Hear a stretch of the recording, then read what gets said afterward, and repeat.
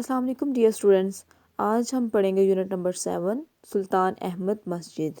आज की इस लेक्चर में हम इसकी एक्सरसाइज कवर करेंगे जिसमें क्वेश्चन आंसर होंगे, वर्ड सेंटेंसेस, सिनोनिम्स और कुछ ऑब्जेक्टिव टाइप क्वेश्चन होंगे। So let's start without wasting our time. Answer the following questions. Question number 1 है why Sultan Ahmed Mosque is also known as Blue Mosque. Sultan Ahmed मस्जिद को नीली मस्जिद के नाम से क्यों जाना जाता है? The Sultan Ahmad Mosque is also known as Blue Mosque because of the blue tiles which embellished its interior. Sultan Ahmed मस्जिद को नीली मस्जिद के नाम से जाना जाता है क्योंकि इसका जो अंदरूनी हिस्सा है वो नीली टाइलों से मुज़य्यन है या आरास्ता किया गया है। क्वेश्चन नंबर 2 है who was appointed as the architect of the mosque. किसको मस्जिद का माहिर तमीर के तौर पर चुना गया या मुंतखब किया गया है? Sedefkar Mehmed Agha was appointed as the architect of the Blue Mosque. Sedefkar Mehmed Agha को नीली मस्जिद के माहिर तमीर के तौर पर मुंतखब किया गया। क्वेश्चन नंबर 3 है for what purpose does a heavy iron chain hang there. किस मकसद के लिए जो भारी जंजीर की लटकाई गई थी? A heavy iron chain hangs at the west entrance of mosque for Sultan. It is symbolic representation of humility of Sultan in the face of divine. एक भारी चेन जो है वो लटकाई गई थी सुल्तान के लिए। ये एक अलामती इशारा था सुल्तान की अल्लाह ताला के सामने आजिज़ी का। Whenever he used to come, जब कभी वो मस्जिद में आता ही bowed down first, पहले वो अपना सर झुकाता and then entered और फिर क्वेश्चन नंबर 4 है how does the interior of the mask look. मस्जिद का अंदरूनी हिस्सा कैसा लगता है, कैसा दिखाई देता है? The interior of the mask is embellished with blue tiles. मस्जिद का अंदरूनी हिस्सा नीली टाइलों से मुज़य्यन किया गया है विच गिव्स इस इंटीरियर एन अट्रैक्टिव लुक, जो कि उसके अंदरूनी हिस्से को बहुत ही दिलकश नज़ारा पेश करता है। क्वेश्चन नंबर 5 है why do you think Madrasa and hospice was part of the mask. आपके ख्याल में मदरसा और जो मोहताज करना है वो क्यों मस्जिद का हिस्सा था? Madrasa and hospice was usually build with mosque in that era. उस ज़माने में मदरसा और जो मोहताज खाना था वो आम तौर पर मस्जिद का हिस्सा था या बनाया जाता था।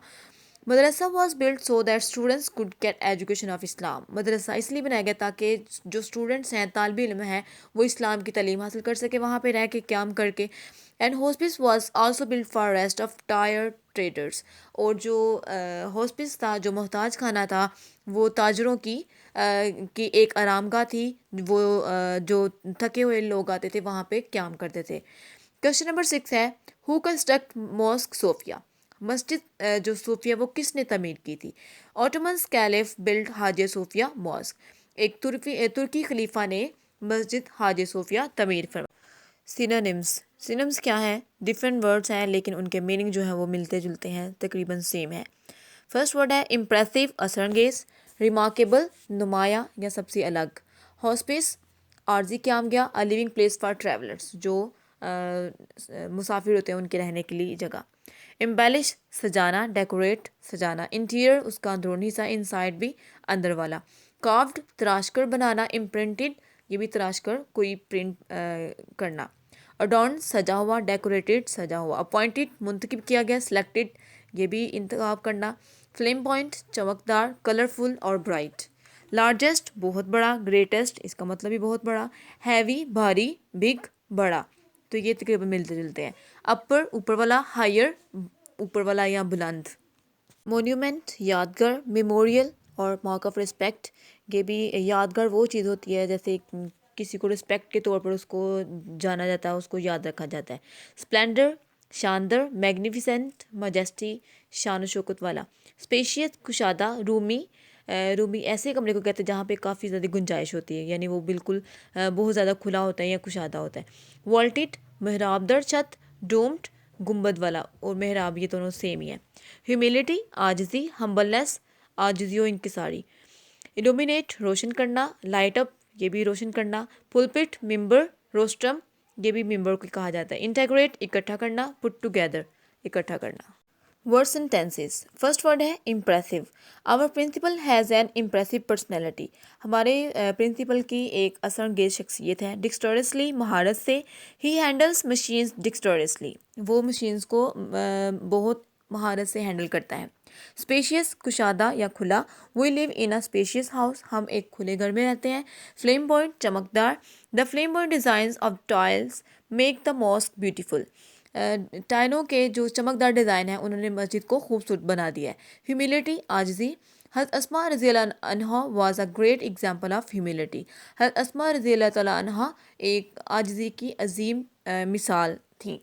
मोन्यूमेंट, यादगार। द ब्लू मस्जिद is one of the monuments of Muslims. Blue मस्जिद जो है वो मुसलमानों की बहुत अजीम यादगारों में से एक है।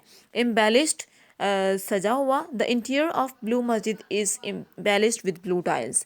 मस्जिद का नीली मस्जिद का अंदरूनी हिस्सा जो है वो नीली टाइलों से मुज़य्यन है या आरास्ता किया गया है।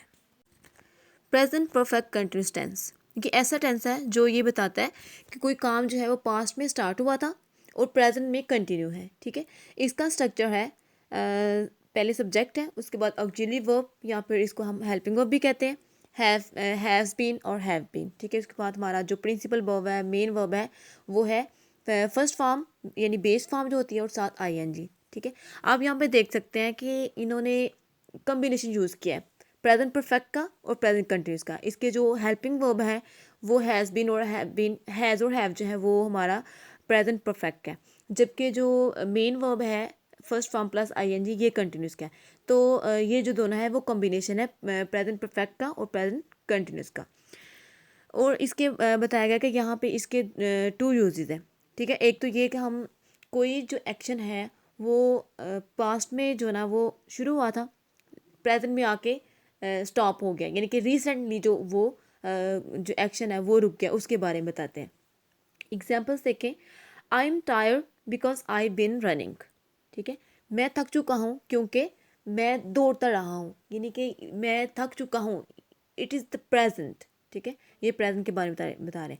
बिकॉज आई बिन रनिंग, क्योंकि मैं दौड़ता रहा हूँ, ये जो रिसेंटली जो ना वो एक्शन जो है वो स्टॉप हो चुके हैं। ठीक है, सेकेंड एग्जाम्पल देखें। Why is the grass wet, जो घास है वो क्यों गीली है। हैज़ इट बिन रेनिंग, क्या बारिश हुई है। बारिश का गीला वो सॉरी घास का जो गीला होना वो प्रेजेंट को शो कर रहा है। और हैज़ इट बिन रेनिंग, बारिश हुई है, तो ये क्या है, ये जो रिसेंटली स्टॉप जो एक्शन हुआ है पास्ट में उसके बारे में बता रहे हैं। You don't understand because you haven't been listening, तुम समझ नहीं रहे हो क्योंकि तुमने सुना नहीं है।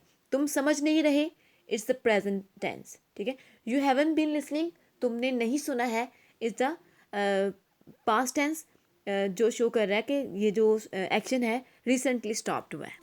The second use of present perfect continuous tense, an action continuing up to now, जो एक्शन जो है वो पास्ट में स्टार्ट हुआ है प्रेजेंट में भी कंटिन्यू है। और इसकी जो पहचान वो ये है कि इन सेंटेंसेस में हम फॉर और सिंस का यूज़ करते हैं। ठीक है, फॉर जो है वो यूज़ करते हैं जब स्पेसिफिक पीरियड ऑफ टाइम के लिए, जैसे 5 मिनट्स, 2 वीक्स, 6 ईयर्स, 10 मंथ्स, इस तरह से जो जब हमारे पास टाइम जो वो डिफाइन नहीं होता, जस्ट हम जैसे हम आप कह सकते हैं काउंटिंग के जो जब हम टाइम को काउंट करते हैं तब हम फॉर लगाते हैं।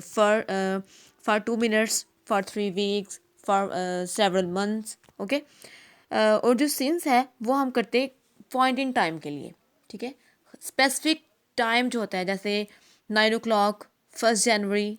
ठीक है, मंडे, अगर हम मार्च, ठीक है, 2011, इन सब के साथ जब टाइम डिफाइन होता है उसके साथ हम लोग सिंस यूज़ करते हैं। ठीक है, एग्जांपल्स हैं। I have been reading for 2 hours. ठीक है, मैं 2 घंटे से पढ़ रही हूँ, कि 2 घंटे हो गए मुझे पढ़ते हुए और अभी भी मैं पढ़ रही हूँ। I am still reading now, अभी भी ये जो मेरा एक्शन जो है वो अभी भी कंटिन्यू है। We have been studying since 9 o'clock, कि हम 9 बजे से पढ़ रहे हैं, कि अभी भी हम लोग जो हम एक्शन परफॉर्म अभी भी कर रहे हैं। For how long have you been learning English, तुम कब से इंग्लिश सीख रहे हो। ठीक है, अब ये जो टाइम है इसका मतलब है कि अभी भी जो लर्निंग है वो कंटिन्यू है और ये काफ़ी देर से पास्ट में ये स्टार्ट हुआ है और प्रेजेंट में भी ये कंटिन्यू है। अब हमारे पास कुछ सेंटेंसेस हैं जिनमें ब्लैंक छोड़ी है उन्होंने, जिसमें हम लोग फॉर और सिंस का यूज़ करेंगे। फॉर मैंने पहले बताया, फॉर जो है हम स्पेसिफिक पीरियड के लिए, जब हम पता है कि कितने पीरियड के लिए कोई काम जो है ना वो हुआ है, उसके लिए हम सिंस फॉर लगाते हैं। और जब कोई स्पेसिफिक टाइम बता दिया जाता है कि इस टाइम पे मंडे है, मार्च है, 2011 है, या 7 PM है, जो भी जब टाइम आ जाता है तो तब हम लोग सिंस लगाते हैं, ठीक है। I have been studying 3 hours है तो हम फॉर लगाएंगे, I have been studying for 3 hours. I have been watching TV since 7 PM, ठीक है। अब यहाँ पे 7 जो है वो स्पेसिफिक टाइम है तो हम सिंस लगाएंगे। Tara hasn't been feeling well for 2 weeks. Tara hasn't been visiting us since March. March specific time है तो हम सिंस लगाएंगे। 2 वीक जो है वो स्पेसिफिक पीरियड है तो हम फॉर लगाएंगे। He has been playing football for a long time. A long time इसमें कोई स्पेसिफिक टाइम नहीं है, एक आप ये कह सकते हैं कि यहाँ पे पीरियड बता दिया गया है, स्पेसिफिक टाइम नहीं बताया तो हम लोग फॉर लगाएंगे। He has been living in Bangkok since he left the school. अब यहाँ पे हमने सिंस इसलिए लगाया है कि ये नहीं कहा कि यहाँ पे पीरियड नहीं बताया, बल्कि वो टाइम बताया जब उसने स्कूल छोड़ा। वो जो भी टाइम होगा जब उसने स्कूल छोड़ा वो स्पेसिफिक टाइम हो गया है, तो यहाँ पे हम लोग सिंस का यूज़ करेंगे। आप देख रहे हैं हमारा YouTube चैनल सॉलिड नॉलेज। अगर आप किसी वजह से ऑनलाइन क्लासेस नहीं ले सके या फिर आपके लेक्चर्स मिस हो गए हैं तो आपको परेशान होने की कोई ज़रूरत नहीं है। आपका सिलेबस हम यहाँ पर कवर करवाएंगे। 10 से 15 मिनट की वीडियो में हम आपका हर टॉपिक पूरी डिटेल के साथ आप तक पहुँचाएंगे। आप इन वीडियो से इस्तेफादा हासिल करें और हमें अपनी दुआओं में याद रखें। अगर कुछ समझ ना आए तो कमेंट में आप हमसे सवाल कर सकते हैं, या फिर अगर आपको कोई टॉपिक या फिर अगर आपके पास कोई टॉपिक है तो आप हमें कमेंट में बता सकते हैं। हम यहाँ पर आपकी मदद के लिए हर वक्त मौजूद